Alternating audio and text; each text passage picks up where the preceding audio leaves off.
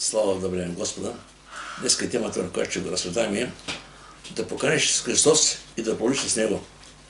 Ще вторче да поканиш с Христос и да продължиш с Него. Сега в Лука 9 глава, първо ще някакво стига, после ще дам една история по-късно, колко тема Евангелията. Казах, и като вървяха в пътя, един човек му рече: ще седам където ядеш. Исус му каза: не си симат ли ходища, не мисли птици гнезда, а човешкият син няма где глава да послони. Сега, разбира се, много пъти хората идват при Бога емоционално. Всеки за своите нужди, някаква физическа нужда, тук духовна нужда. Така че всеки усеща себе си, че има така нужда да потърси по някакъв начин отеха някъде.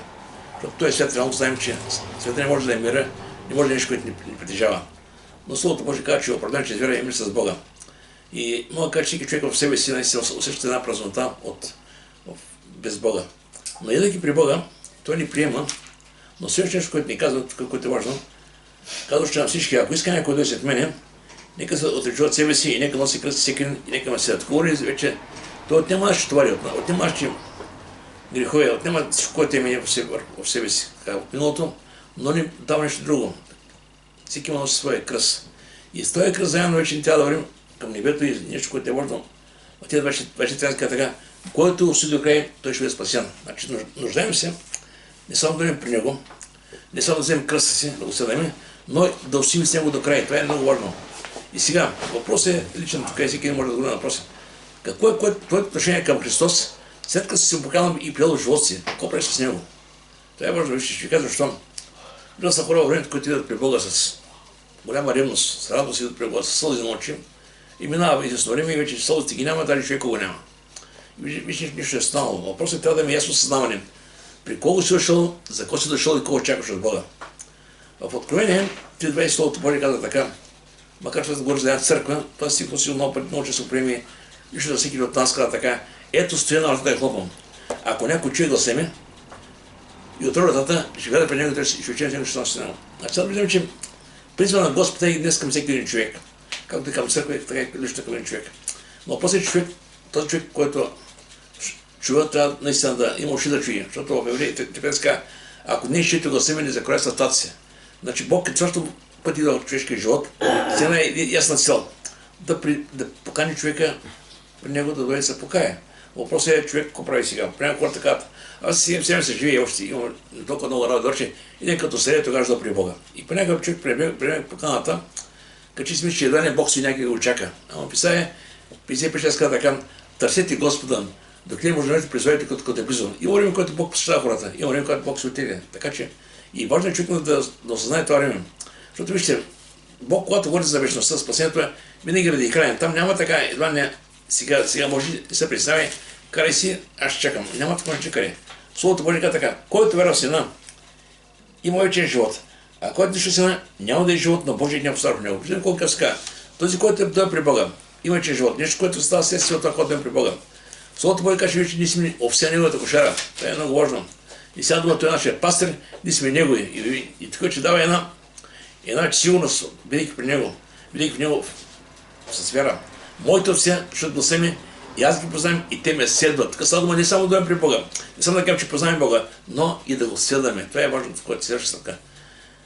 И каза: какво е следствието? Аз им дам вечен живот, и те никой няма да загинат, и никой няма да гневат ръката ми. Сега този стих е много път се визионен като универсален, едва не да се за винаги спасен. Няма такова слово никъде. Така Словото Божие казва: ако ние стоим в ръката на Господа и го следваме и вървим с Него, следствието е вечен живот. Но ако ти решаваш да живееш както си знаеш, въпреки че си дошъл при Господа, много пъти на хората казват: аз съм ходил в църква няколко пъти, не вече съм християн, какво толкова, мога да си кажам както искам. Да, това е на заблуда. Няма такъв християнство. Когато взимаш чрез сигурност, почти пренесих. Моите ще гласа ми каза: те ме познат, аз ги седам. Това е в основата. Ще гласа на Господа. Сега да мога да кажа така, че човек идва при Бога с вяра. Но продължава да седа на Господа чрез послушание към Словото Божие. Това е истината. Иначе, ако само вярваме, и ако казвам: без свет и вяра те прият. Значи само вяра не е достатъчно, трябва и нещо повече. Вяра е изключение. И мога да кажа така: чрез вяра идем при Бога, с покаяние и молитва, но като слушаме Словото Божие, ни продължаваме напред. И тук даже Словото Божие ни дава да има ревност в сърцата си, да бъдем жадни за повече от Бога. Не само да дойдем при Бога. Каза така, пожелавайте като новородени младенци чисто духовно мляко, за да порастете чрез него към спасение. И се това е много важно. И само вера, каза им, вера не стига. Трябва наистина да има едно посвещение в цялата работа. Помните, когато накратко ще каже един богат младеж да е при Господа и му казвам, учител, ако мога да правя, да следва да има вечен живот. Той Марк изследва, ще казвам тази история. И той му каза, при заповедите, дай му там няколко заповеди от закона. Той каза, закона пазват му си още. Но тогава Исус каза, едно не ти достига, едно. И ти прави каза, че е мъж, знаем, бе, ти ще ме за кой ще небето. Сега, аз когато знаем, че когато Господ говори, той не се шегува с никого. И вярвам, че когато Бог, Исус говори на този човек, той имаш предвид, че сърцето на този човек е предвидно толкова много за богатство, че не мога да разбие, че това богатство, което има, това прича да види реалността каква е. И той каза, едно не ти достига. И той го направи. Обърна съдата и си тръгна, защото беше чудесно живот. И вижте, понякога едно нещо в живота може човека да му пречи да види Божие в царство. Нещо, което дал сърцето си, нещо, което го влади и може наистина може да пази много други неща, но сърцето му е, Словото Божие каза да внимаваме. Ако възникне богатство, не прилепвайте сърцето си към него, Словото Божие. Света винаги ще има начин да изкушава, дето много каза към Бери Кремена. Нищо много по-съмничество. Изкушенията преди имаше и днес ги има. Дяло е същия и днес. Но изкушенията същия и днес даже повече. Но въпросът е, че когато сме в ръката на Господа, Бог ни дава силата да преодоляваме всичко това, което има да дойде върху нас. Псалмистът каза така, Псалом 27:4, едно ще съм поискал от Господ, това ще търся. Виждате, тук е ясна дирекция. Едно ще съм поискал. Не се говори за много неща. Да живея в дома Господен, през всички на живота си, да гледам правокритостта на Господа и да го отделя в храма му и да го търся храма. Сега дома виждаме, тук има, да иска да живее с Господа и това е неговата цел на Давид. В псалмите, и знаете, в притча 30 глава, 8-10 стих не чета директно, като Соломон казва така, Господи, искам две неща от тебе, не ми ги лишавай при свети от този свят. И той му каза, не ми дай богатство, да не бида с гордия да каже кой си ти. Не ми дай скъдност, да не открадна да се греша. Дай ми каза хляба на времето. Сега да виждам, неговата цел е да остане пред Бога да наистина чист. Бог да му дава ежедневните неща. В Соломон 37 казва така, млад бях остарях, не видях правилно оставен, нито потомство да проси хляб. Сега думам, да се представим за това, което наистина е необходимо в този свят, но по-скоро се представим как сме са пред Господа. Това е по-важно. Защото вижте, важно е как Бог гледа нас, никак няма той, как се гледа нас. Не търсите одобрение от този свят. Няма как, вижте, света разпъна Христос. Не трябва да очаквам, че тази света и наш ще направи така светия рози. Няма да се получи. Не трябва да седем Христос, да имаме Христос. А света, който ще ми за нас в това отношение, какви сме ние, това не е толкова важно. Сега, тук самия апостол Павел казва в Коринтияни 9 стих. Не знаете, че тези, които четат на игрището, всички четат, само един получава наградата, така че ще да я получите. Цяло дума, християни, защото трябва да наистина мотивиран да живее така, че наистина да стигне до края по този път. Аз съм казал много пъти, в самия маратон тръгват много хора, или маратон, тръгват много хора. Маляга на 100 човека. Тръгват, бегат по улици. В средно на края влизат 20 човека. И до края стигат няколко човека и само първия получава наградата. Другите остават назад. Късно нека е, защото Бог да мотивира чрез апостол Павел, така че имаш да получим тази награда. И доста ежедневен ти живиш сега. Словото Божие никъде не казва да не работим, да си гледаме семейство. Няма никъде такова слово. Но тук става дума, имаш, който трябва да поставим на първо място в живота си. На първо място. Трябва да бъде Бог и Божието царство. Да, ние ще работим, се грижим, ще правим това, на което е необходимо, но Бог трябва да бъде на първо място. И така Словото Божие така. Не се безпокойте за живота си. Какво ще ете? И какво ще пиете цялото си, какво ще обучите? Не е тялото, живота да почне храната и тялото на облеклото. Ще кажете се така. И после така. И те не се безпокойте и не думайте какво ще идем и какво ще пием, какво ще облечем. Но първо търсите Неговото царство и Неговата правда, всичко това ще ви се прибави. Виждате, това е едно обещание, разбира се, от Бога. Сега тук не значи, че една така ще се прибави, ще стоим, ще чакаме отгоре да падим табички. Не. Бог ще даде живот и здраве, Бог ще възможности, така ще наистина да можете да работите, свен ще трябва. Сега, има една страна, която ще прочета, с малко внимание, това е между Мария и Марта, това бяха две сестри, Марта и Мария, които посрещаха на Господа дома си, но виждаме две различни реакции от двете. И мога да кажа, че определено това са и днес много хора посрещат Господа, но въпросът е какво правят после с него. Има хора, които го следват, има други, които стават като религиозни, правят се определени ритуали и казват, аз съм християнин. И сега днес трябва да кажа, ако питаш наука 100 човека, 95 човека казват, аз съм вярващ.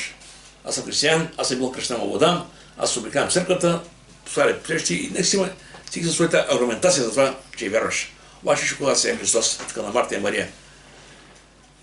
Каза така, и като вървяха в пътя, Исус Христос влезе в едно село и някоя си жена на име Марта го прие от дома си. Тя имаше сестра, наречена Мария, която ценна приносител на Господа и слуша Словото му. А Марта, като се залисваше с много шетане, пристъпи и рече, Господи, не ти ли е грижа, че сестра ми ме остави сама да шетам. Кажи просто прочее да ми помогнем.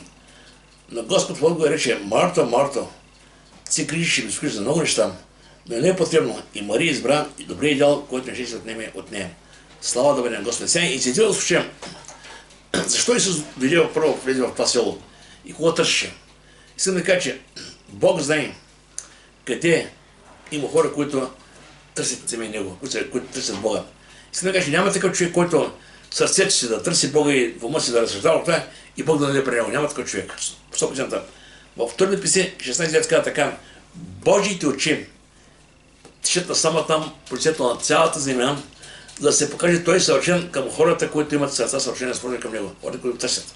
Сега дума, Бог е навсякъде. Той знае всеки един човек, знае всеки един какво се занимава.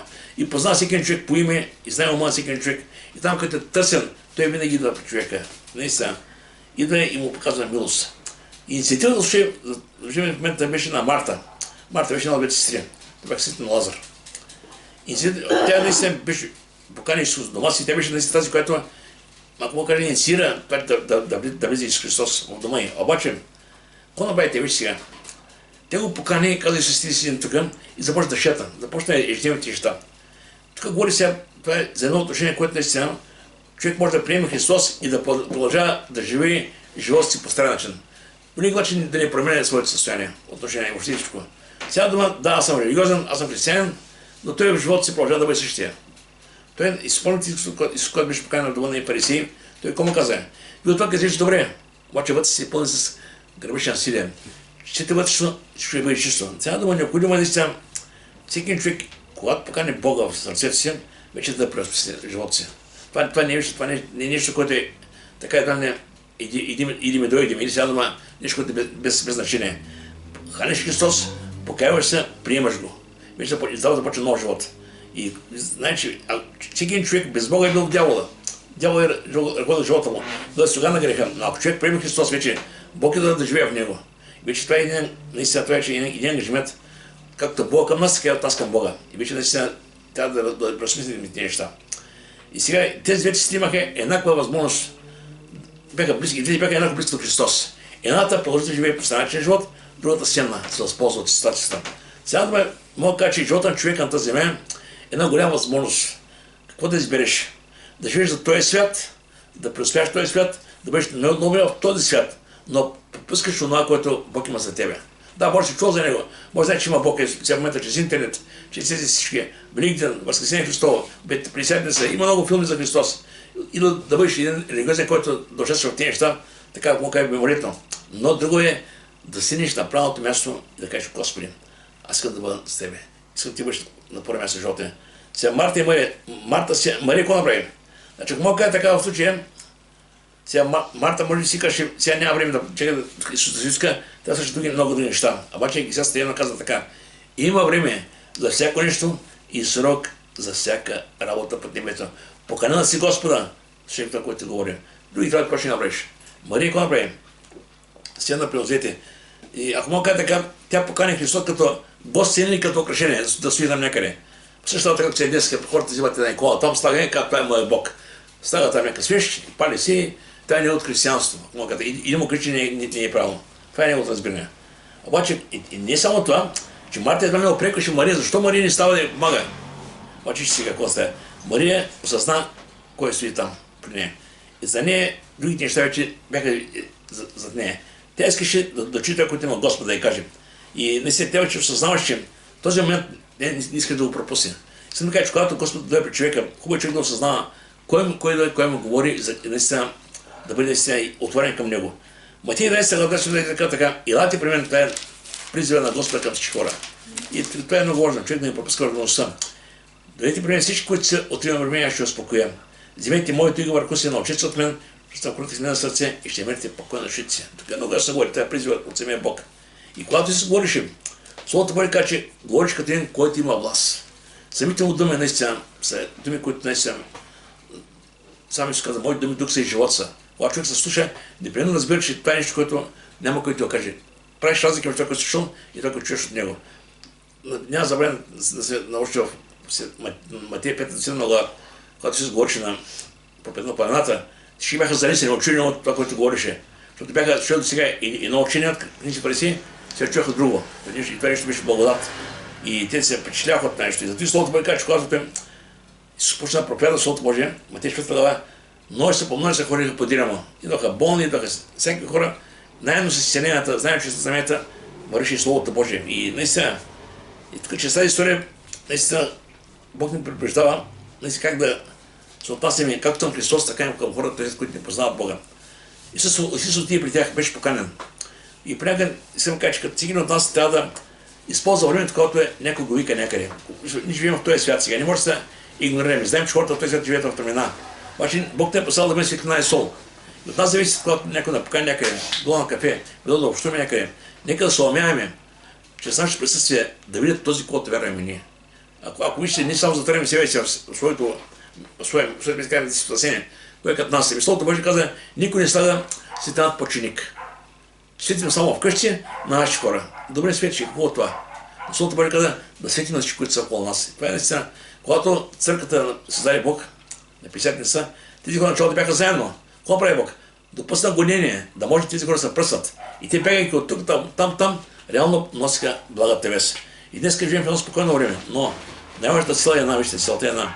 Целта е всеки един човек да достигне до Христос, да чуе за Христос и да направи своя избор. Аз не казвам, че едва ли на кого така ще повярва. Би било най-хубаво така, но и в момента, в който говорим, хората не искат да вярват. Но въпросът е, когато му говориш, ти го поставяш пред дилемата. Какво да прави с Христос?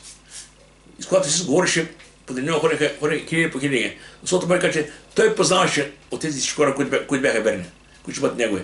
Той каза, не бой се, мало стало. На хиляди човека говори мало стало. Защото познаваше, че ги по име. Сега въпросът е, какво каза Исус на Марта? Той не окори, той не каза едва не, защо му покани си те насъщаш. Може да я каже. Той каза, Марто, си грижи да скриш за много неща, но не е потвърдно. Сега дума, това, което правиш, не е лошо, това говориш, обаче трябва да посещаш поне с мен. Нещо трябва да се променя в твоите приоритети. Да разбереш кое е по-важно за тебе. По-важно е Христос да бъде живот ти, други трябва да бъдат на втора линия. Отколкото всичко да бъде на първо място, а Христос да бъде някъде периферията. Това е опасно. И даваш с всеки човек, Диане самия апостол Павел към Петър каза така, целта на всеки човек от Бога към нас е виж каква е. Всеки човек да усилно да познава на своя Създател. Каза така, и направил от една кръв всички народи да живеят по цялата цяла земята, като наприл времена и пред решението им. Защо? За да търсят Бога. Целта на всеки човек за тази земя е да потърси Господа и се покая спаси. Амос 5.6 казва така, потърсете Господа и ще живеете. Живота съмира в една личност, Господ Христос. Някой ще как долу при Господа. Ето отговор, Еремия 20:13. И ще ме потърсите. И ще ме намерите тогава, когато не потърсите с цялото сърце. Значи няма въпрос, който няма отговор в Словото Божие. Идеш при Господа, приемаш го сърцето си, покаяваш се и той те приема и с Божие дете.